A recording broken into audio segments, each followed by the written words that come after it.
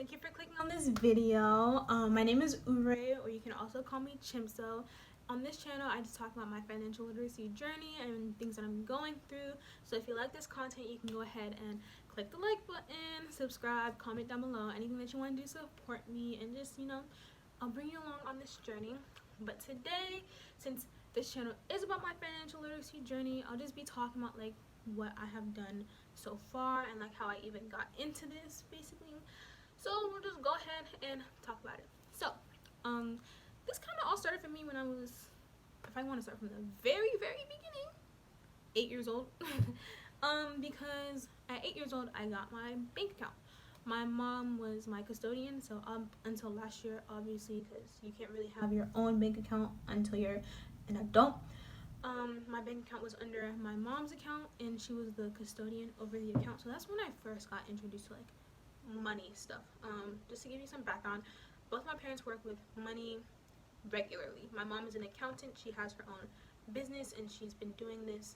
She has had her own business for the past 10 years, but she's been doing money ever since before I was born. And my dad, he teaches finance at a university, and he also does a lot of like just teaching other people on the side about finance because he just really enjoys it for himself, right? So I've been surrounded by all this money stuff my entire life, and if I'm being very honest, I never thought I would fall into it. I was just like, oh, that's my parents. Like, I don't want to do what my parents do. Look at me now. Just like them.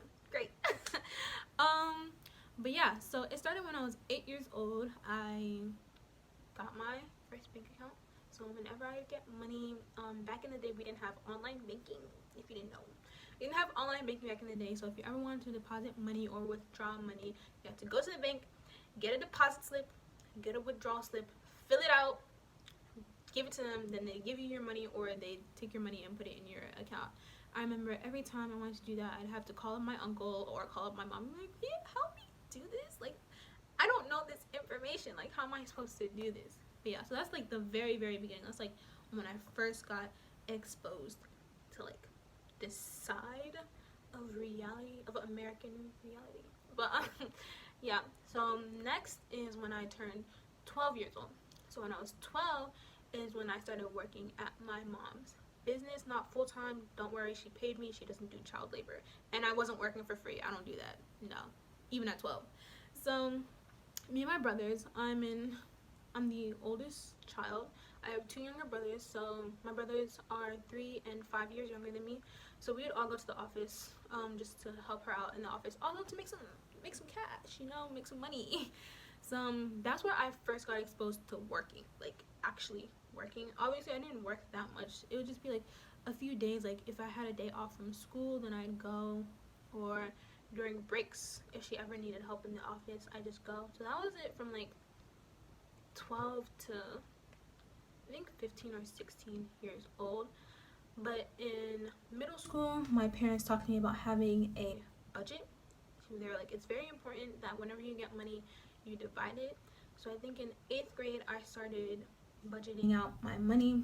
My budget was 40% savings, 40% spending, 10% tithes, and 10% charity. If you didn't know, I'm Christian, so take out money for tithes, to give to the church to help other people out.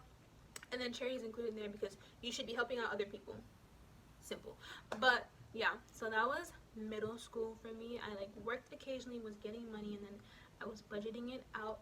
Also, when I was younger, my parents told me that if I saved enough, I could like pay my way through college, and I genuinely believed that when I was younger. So one of my goals when I was younger is like, as I'm saving, I'd be able to pay myself through college. Obviously, it doesn't work like that because a 12-year-old isn't making that much money.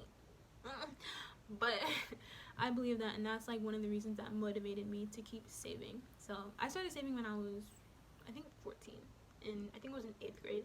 And then my brothers, obviously, they're younger than me, so we all learned this around the same time. So obviously, they're starting younger, so they're going to be a lot better off than I am. I can definitely bring my youngest brother, on the channel, and like, he'll talk to you guys about like what he's done. He's amazed me, like, with the things that he's been able to do, and he's only 14 years old.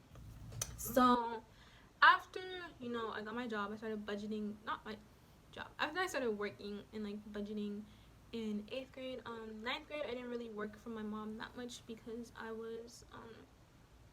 I did community service in the summer, so that's where most of my time was going. I didn't really have the opportunity to work for her. Also, I wasn't 16 yet, so legally I couldn't get like a full-time job with her yet.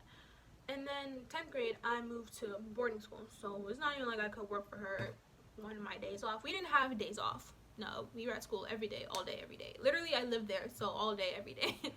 But I did get a job at my school in junior year.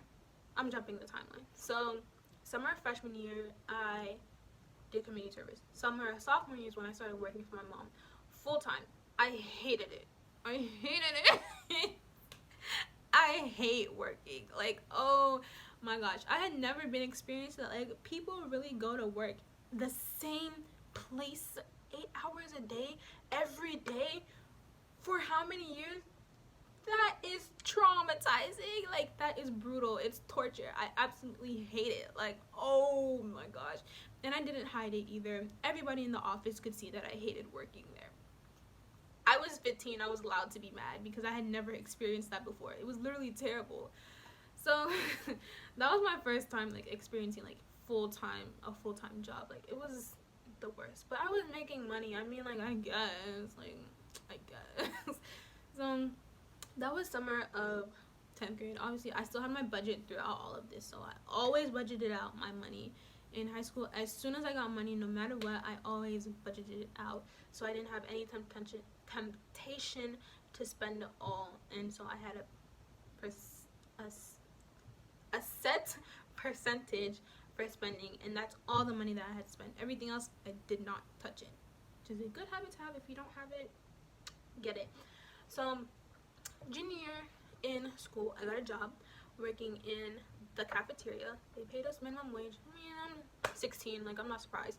So I had a job. So I worked junior year. I worked breakfast and lunch. Everybody worked lunch, and then sometimes you worked breakfast, or sometimes you worked dinner. So first semester I worked breakfast. Second semester I worked dinner, but I did the cleaning shift.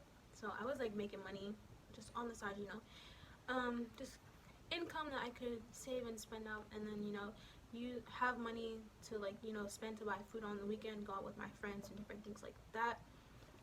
This is the time like where I realized that a lot of people didn't grow up with the same like upbringing that I had in terms of money, where if you get money, you don't spend it all, you budget it all out. And if you don't have any in your spending account, you're broke. You're broke. No savings. No, you're broke. If you don't have money to spend specifically for spending, you're broke.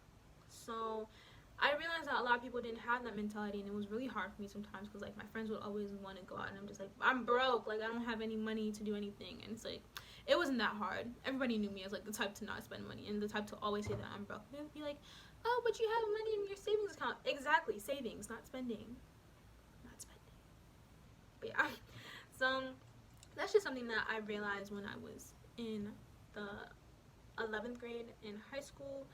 And then summer of junior year, continued working at my mom's office, except I only worked part-time because I was doing a lot of like college stuff, just preparing myself for college, so I didn't work full-time. I was very happy to not be working full-time, but at the same time I wasn't making enough money. It was worth it. I don't care. I hate working. I hate working. So yeah, that was summer before senior year. And then senior year I continued working in the cafeteria, obviously, until COVID happened. Yay, COVID. And COVID is where all of this just kind of took off. So I remember in high school, actually, me and my family, we went on a trip for Thanksgiving, and my parents were doing like a little, you know, kind of retreat session with us. So they were teaching us different things on this trip. And I remember one of the things that I asked them is how to make money. I was in, I think, 10th or 11th grade at this time.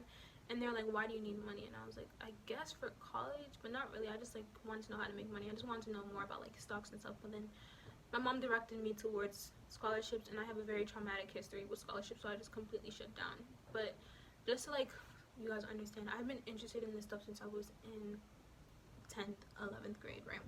So like I said, COVID, everything shut down. I was at home a lot of the time, and at this point I was very excited because I could finally have my own bank account. I didn't have to go through my mom to like get my money out of my account and stuff like that.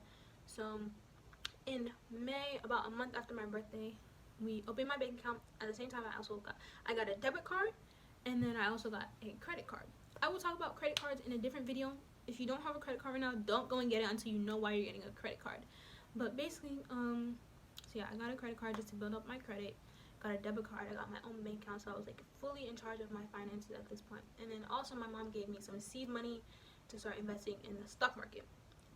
There were a couple of girls at my church. They're about 6 to 8 years older than me, so they're doing like things a little bit different. But they started investing during COVID, and they were earning a lot of like money. They got like big returns on it. So my mom wanted me to like talk to them and like figure out like how I could do that as well, which is basically where all of this started. So I'm sorry, I'm blanking out. So it started in COVID. Started off with me investing in the stock market, just like, you know, just seeing how the market works, just like playing around. I'm not playing around because that's real money. If you want to play around in the stock market, there's such a thing as paper trading, where you can use fake money just to see how the market works. But yeah, I was just like in the stock market, just seeing how it works, getting used to it and everything.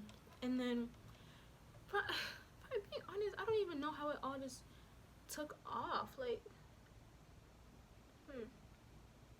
I guess one of the things, because okay, so let me just explain to you like a couple of my goals. So this is something that I used to say as a joke, like as an actual joke in high school, that I'm gonna retire by the time I'm 35. Like, I was just like, I don't want to work. I hate working. I don't want to work for the rest of my life. So I'm gonna retire by the time I'm 35. Look at me now. I'm actually working towards that. So okay, this video is getting a little bit long, so I'm gonna stop this one here. So this is part 1. We're gonna do a part 2 of like the past year in my life. Maybe I can gather my thoughts together because I'm actually blanking out. Like, everything really just happened so fast. So maybe I can gather myself and then explain to you all better what happened. But yeah, stay blessed, stay prayed up, stay getting that bag, and go ahead and like, comment, and subscribe if you like this video. And part 2 will be coming soon. I'll talk to y'all later. Bye.